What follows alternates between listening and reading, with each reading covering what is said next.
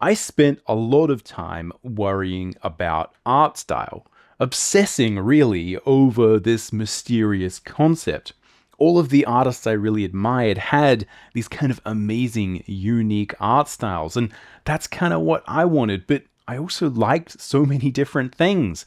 I liked painted art styles and comic book art styles. I liked manga. I liked Western comics. I liked French comics. I liked cartoony styles. I liked realistic styles.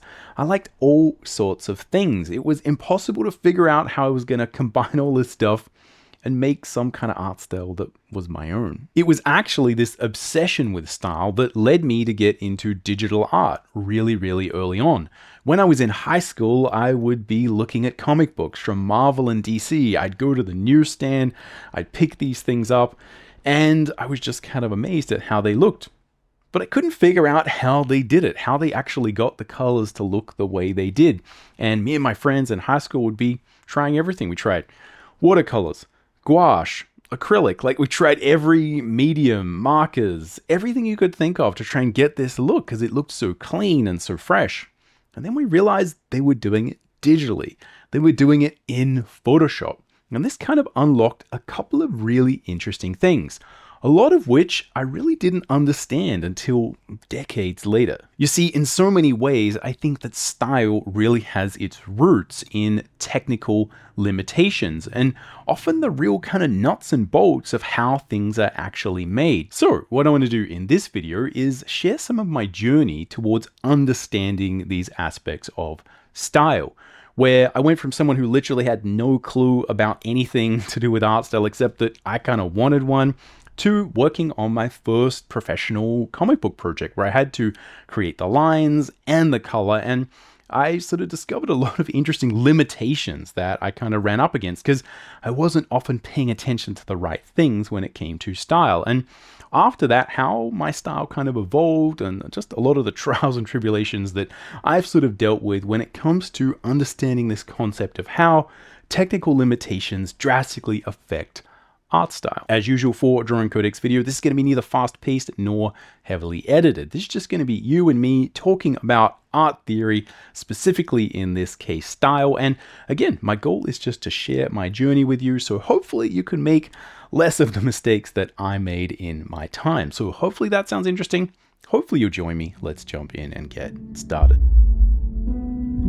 Alright, welcome to the Drawing Codex. My name is Tim McBurney. I've been a professional working artist for over 20 years, and on this channel, we're all about drawing cool stuff from our imagination, embracing the challenge of drawing, and mastering the craft of line and color illustration. Now, if you'd like to learn more about illustration and picture making, you can check out my free illustration mini workshop. It charts my journey going from an amateur to a professional, and I talk a lot about really important issues such as how to get more detail and polish in your work, how to plan your images, create thumbnails, and also a few thoughts on how to approach being a professional artist. As I said, it's free. The link will be in the description. Go check it out if that's something you're interested in. So going back to looking at comics when I was just sort of starting out, one of those comics that I really sort of got started with was Joe Mad's Battle Chasers. And this was one of these situations where, you know, I just remember distinctly finding, I think actually through like a magazine at the time, that A, people made comics, and B, people were making cool fantasy comics, which again, I sort of didn't really know was a thing at the time. I just thought people were still only doing Superman, Batman sort of comics, and I wasn't as interested in that. I really liked the idea of sort of video games, manga, all these other kind of different styles that, you know, I'd sort of been exposed to: Asterix, Tintin, European comics, and, you know, I'd never been that interested in superheroes. And this comic was like, I think like the start of a lot of people really creating these interesting hybrid styles. Like Joe Mad developed this sort of quasi manga style, and it had the colors by this sort of group of colorists that were sort of called Liquid. And, you know, they kind of did, you know, a lot of the sort of colors there, like Christian Lichner and Aaron Lucen. And this was what I was looking at. And I remember just being like, how on earth is this done? Now, why do I bring this up? Because I think, firstly, it kind of talks to how often the tools that we use are drastically going to affect and change the kind of way things look. And also, it was really interesting because Joe Mad did have this kind of hybrid style.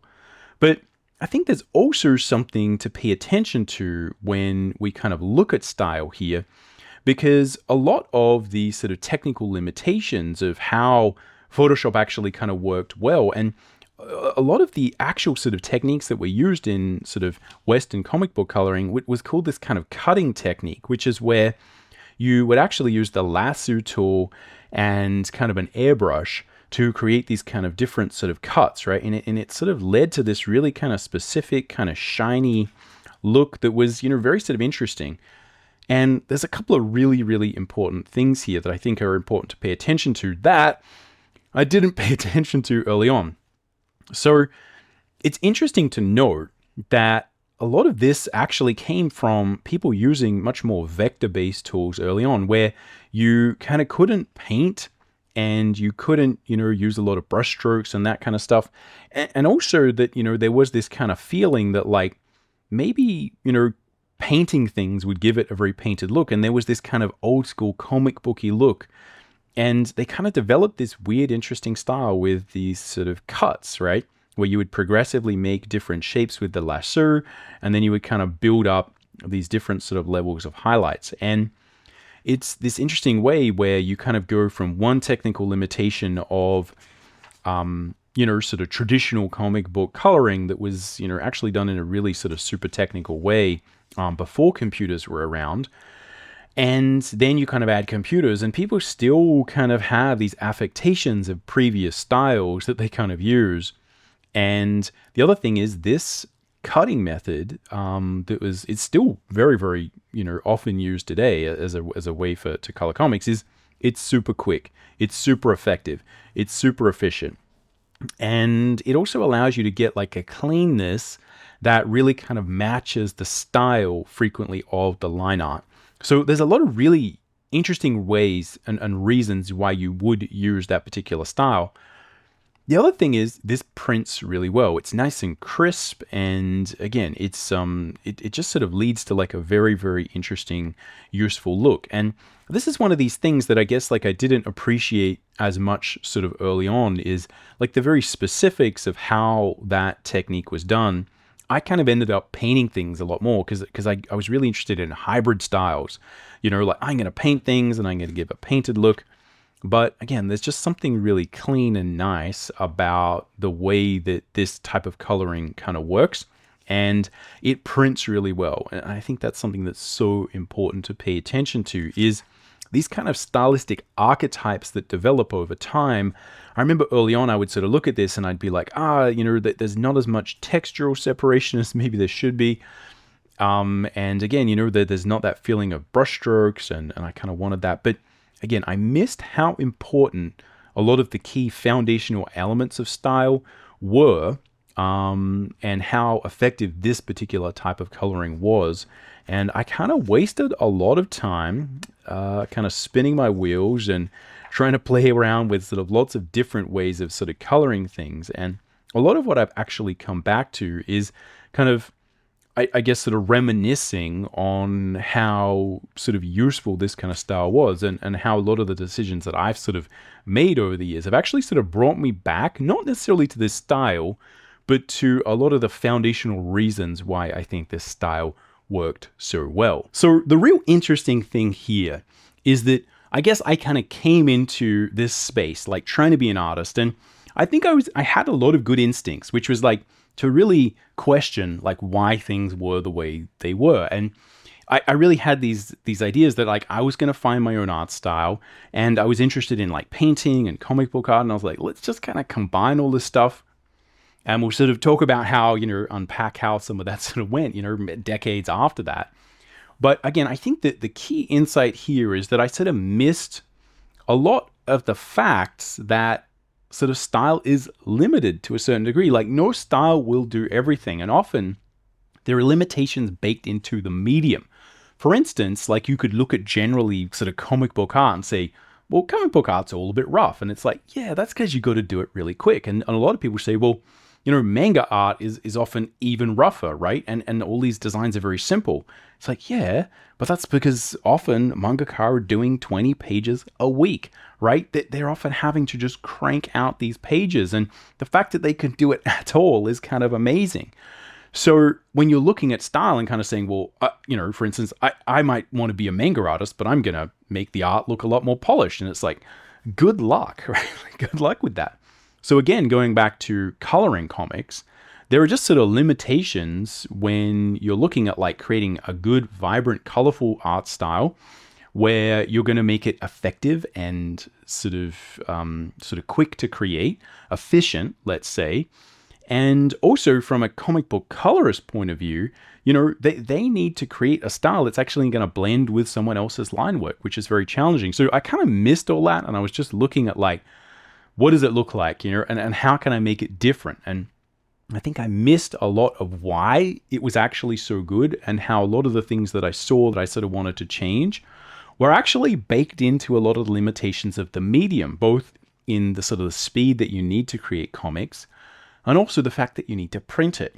And as we'll sort of discuss and look at now, that caused a lot of problems for me when I went to create my first comic personally. And I ran into just a lot of these basic challenges and was sort of trying to reinvent the wheel. Here I've got a collection of different images that I've sort of created over the years. And I've got some different sort of pages from the different comic book projects that I've worked on over the time. Again, I haven't worked on, sort of that many different comic book projects. They've all kind of had quite distinct styles. I spent a lot of my career working as a concept artist and an illustrator and, doing a whole bunch of things, which also informed a lot of the decisions and the ways that I kind of have changed my approach to style over the years. But, I've got the Seven Pirates book here, which was the first book that I worked on. And then I have the sort of Ara book, which was actually the second book that I sort of worked on, even though I sort of have it third here. And this was the Pinocchio book, which was sort of the third French book that I did. And this is something I've been working on recently, which is a sort of video game attached sort of comic book project that is a prequel to the Star Atlas core video game that's currently being developed. And this sort of has a completely different style. So firstly, let's look at something that kind of happened that I sort of started to notice when I was working on this Seven Pirates book, the first book that I ever sort of really did on a real sort of professional level, like a whole book. And I think this is often what happens when you are trying to combine styles, but you're not really sure why particular things work and why they sort of, are done.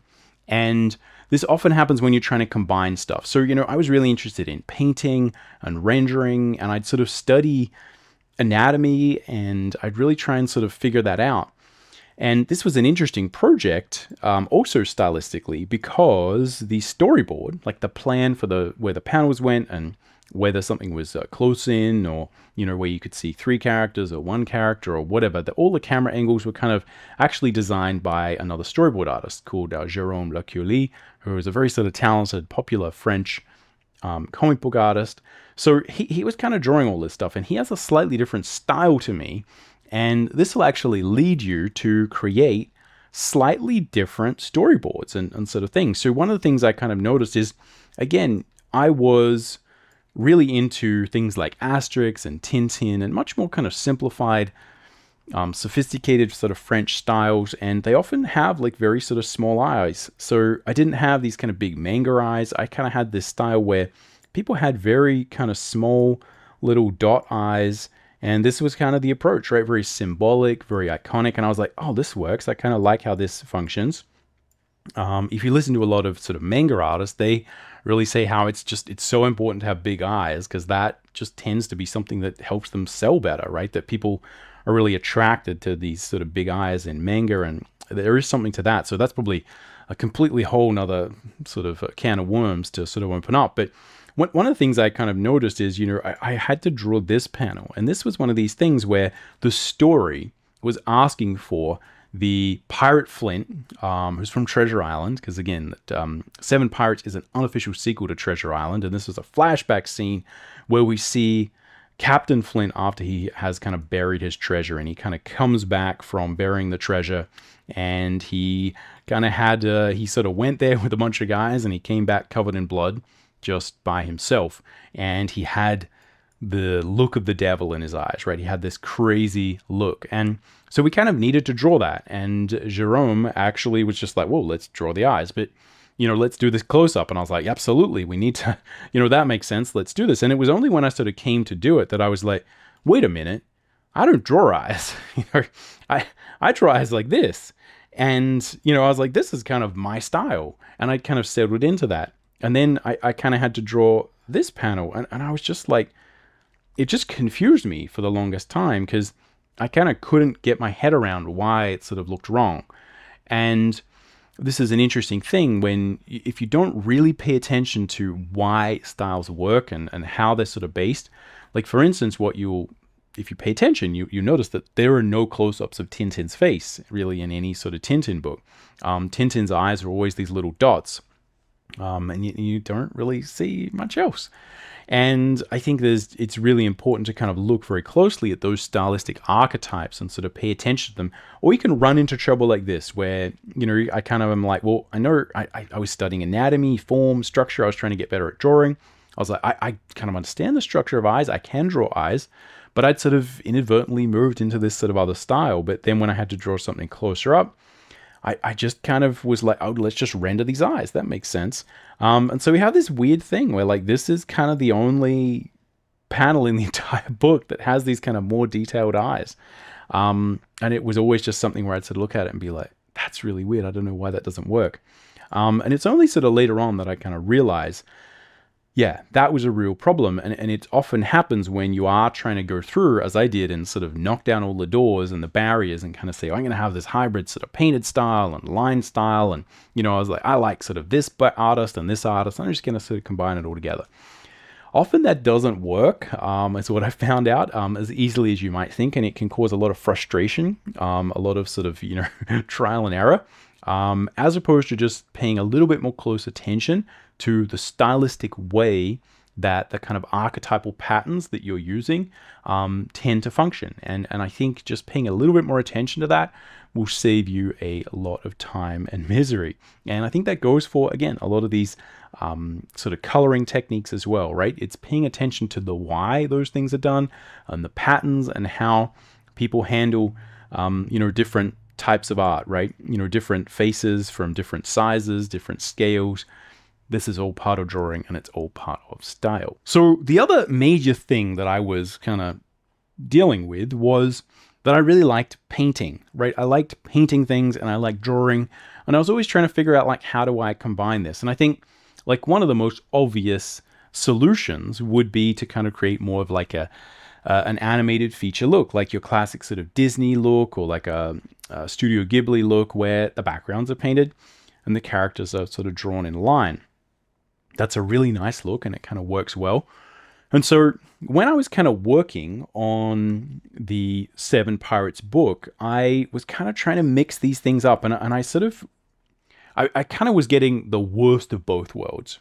So I kind of was drawing these sort of mushy mountains that maybe would have worked and been a little bit more evocative if they were painted. But because I kind of was drawing these lines around them, they just seemed really kind of simple and basic. And, there was just sort of lacking sophistication.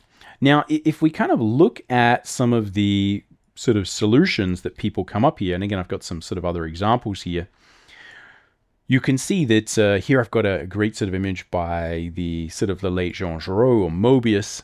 And you can see that when you are working in a French clean line style, which I kind of was, right? I wasn't having a lot of light and shadow.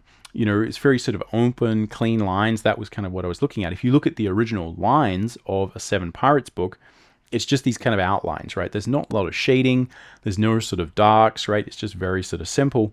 You can see that there's well-established patterns and methodologies and sort of things that work, archetypes for how you would deal with mountains in the background. And if you look at a lot of French clean line styles, again, this is a well-trodden path. But I think often what happens, especially when you're trying to combine styles, is often we kind of make decisions, or I was making decisions based a little bit more off like what I could and couldn't do. So I was like, well, maybe I'm like just not that good at drawing mountains.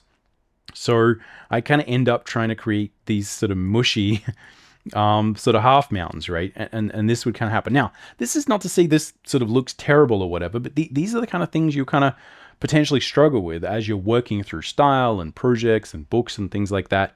These just never really felt like someone was going to look at this and be like, wow, that's like the best picture of a pirate ship against this kind of desert island sort of look, right? This kind of lush sort of Caribbean style sort of island, right? Deserted island, not desert island. Yeah, it was just like a bit flat. And so I was kind of, this is often what happens, is instead of going, okay, what is the archetypal style I'm using, right? Like, why does that work? And just looking at more Mobius art, looking at more kind of the classic French comic book artists who are really, really good at this, and sort of following that in those footsteps. As I progressed, I think I actually got a little bit better at using more line, and I sort of stopped trying to paint things as much, and I started to try and, really sort of work a lot of the backgrounds and things like that in line, and that did work, and I sort of went there.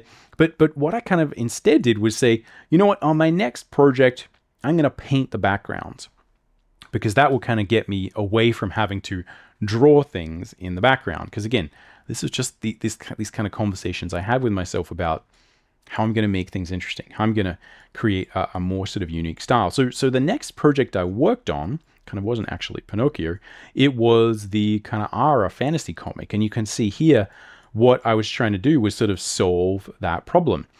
And I went for that more classic animated film look, your sort of Studio Ghibli look, your Disney look, painted backgrounds with a sort of line and color, fairly flat rendered style. But again, this sort of also presented problems, because if we kind of zoom out and look at some of the other aspects of style and sort of why it's created, you kind of, if you've checked out the Drawing Codex channel for a while over the last few months, you'll kind of notice that I've been making a lot of videos about these fundamental sort of pillars of illustration theory, things like developing a simple color plan, warm and cool, whether you're going to use sort of tonal or sort of color contrast in your work, and these ideas around sort of color proportion.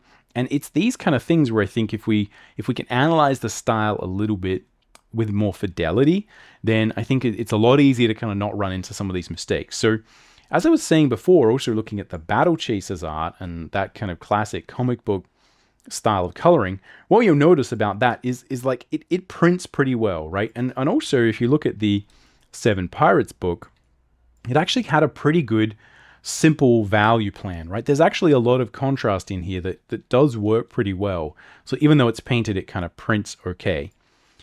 But inadvertently, when I was sort of trying to paint the backgrounds and create more of a painted look, more of a concept art look, I kind of moved away from a lot of those things that printed well and were more graphic and actually worked. So I kind of tried to blend the characters more into the background, which is often not what you actually are doing with a sort of Studio Ghibli style look, right? So one of the things stylistically about a project like Porco Rosso is that, let's just turn that off, is that you kind of have this animated cell shaded look where the characters don't really blend into the background that much. The cell colors stay the same, right? It's a technical limitation that defines the look here.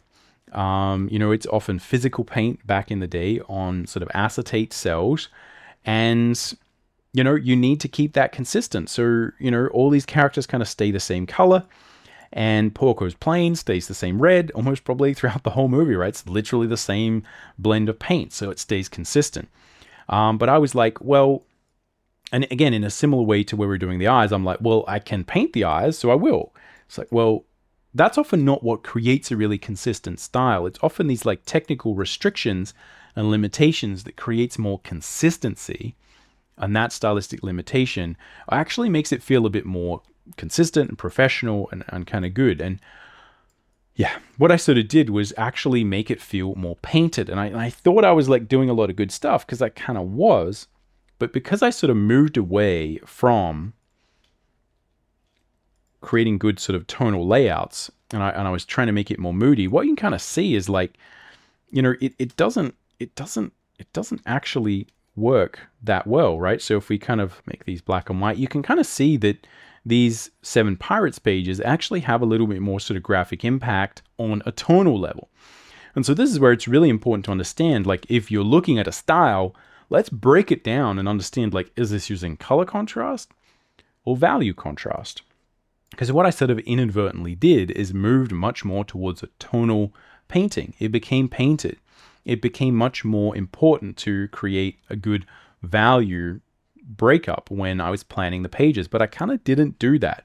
So we still got a lot of these things where actually I was using a lot of color contrast, right? And so we take the color out and it's a lot duller. It doesn't actually work that well on a tonal level. And what this meant was that it actually printed a little bit mushier than I wanted.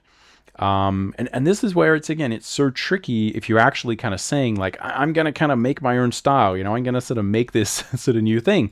I was doing a lot of stuff that was very interesting. And again, at the time, not many people were actually creating all the lines digitally. Not many people were sort of fully painting the books like this. Again, lots of people were, but not, it wasn't sort of common practice to use a style like this. I think now it's a little bit more sort of standard to do this kind of thing. But yeah, I was really trying to make it feel as if all this stuff blended and it was this painted hybrid style. I was trying to sort of combine them. When if you look at the archetypal style of an animated film, they don't try and blend them that much. They're often sort of separated, and that actually gives it a really nice look. So I guess the trick is, like, I probably at this time should have gone and lent more into, like, this is a painted book. I need to really plan the value and tonal layouts better. I need to make sure I always have tonal contrast much more than I did here. And that way, I wouldn't have these images that probably like work pretty well on a sort of concept art level, like if you're looking at them on a screen. But if they kind of print, you kind of notice, right? Like a lot of these colors are actually sort of even out of gamut. And if we turn on sort of print preview, you can see a lot of this kind of vibrancy gets a little bit kind of mushy, right?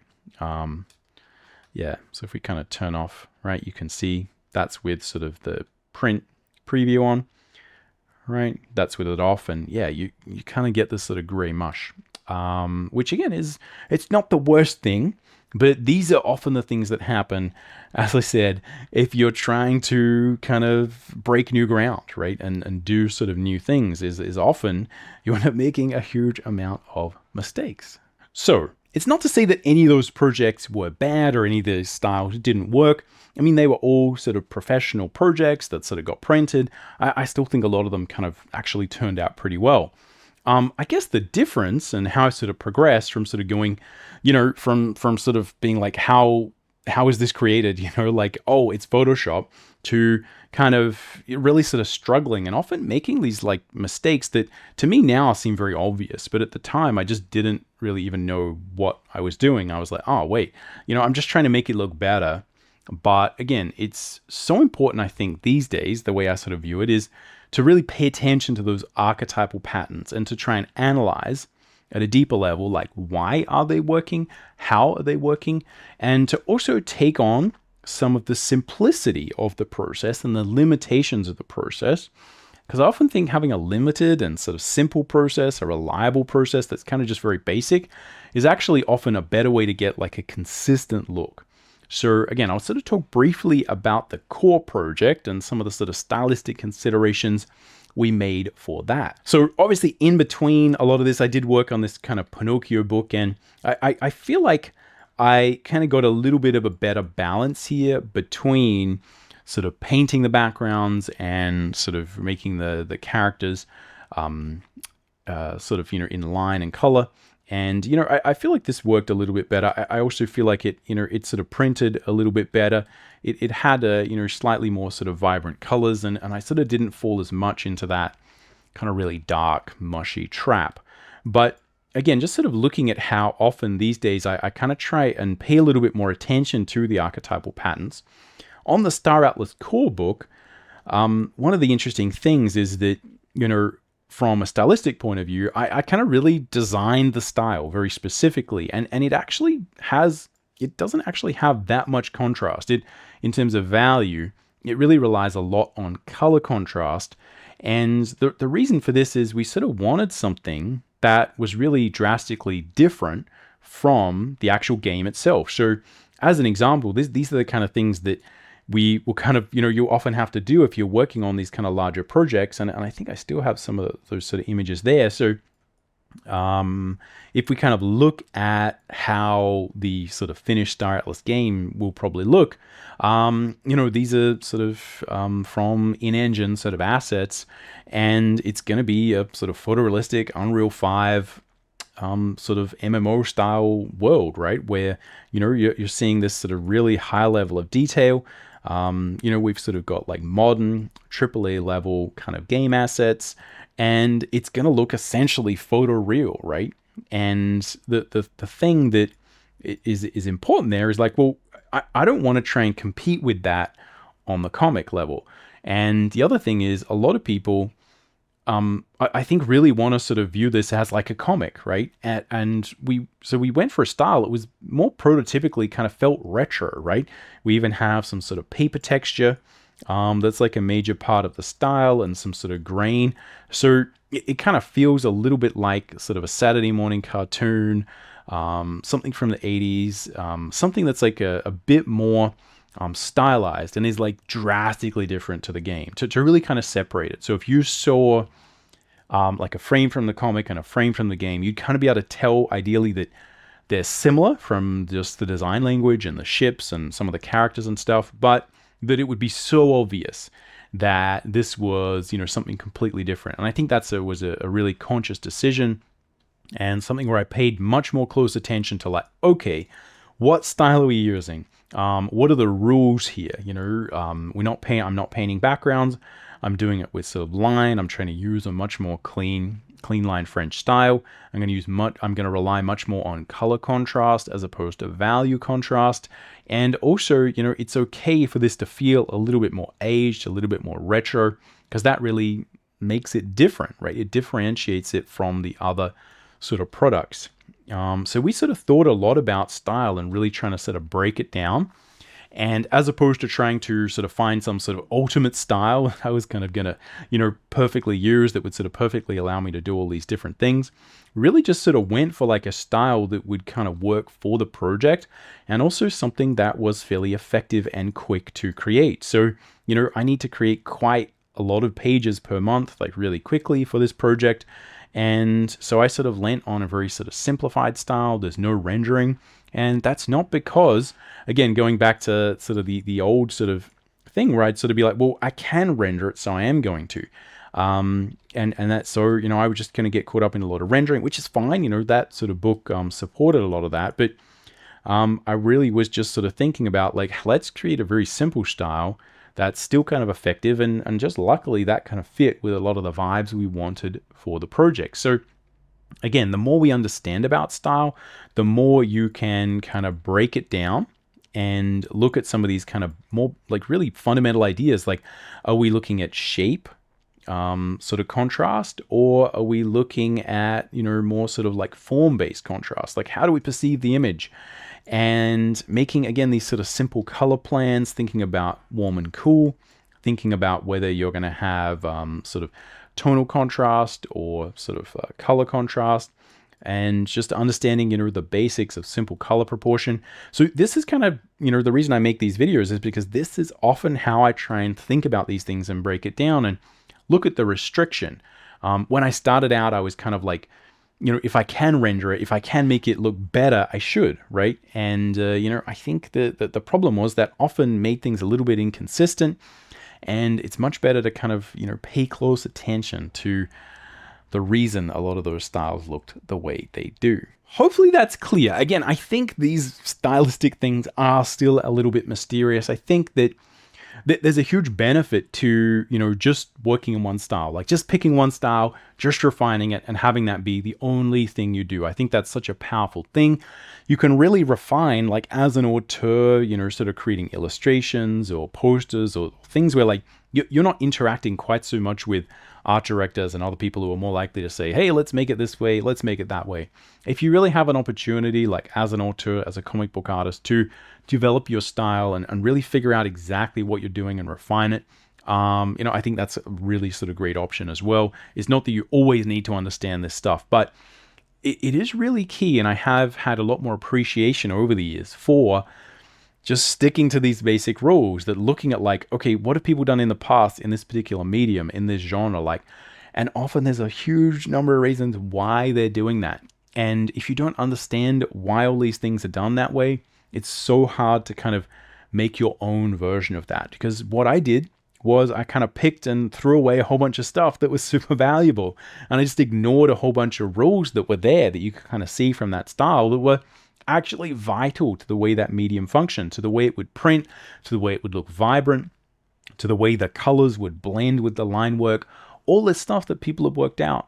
You can stand on the shoulders of giants by just paying attention to simple archetypal stylistic patterns. And again, that's basically the TLDR of what I've kind of learned about style as it relates to technical limitation. Anyway, that's all we got time for on this particular episode. Hopefully this has been a little bit insightful. Again, I just wanted to share my journey, deal more with sort of style, art, nerd stuff. So hopefully this has been interesting. And yeah, other than that, I'll catch you around. Happy drawing.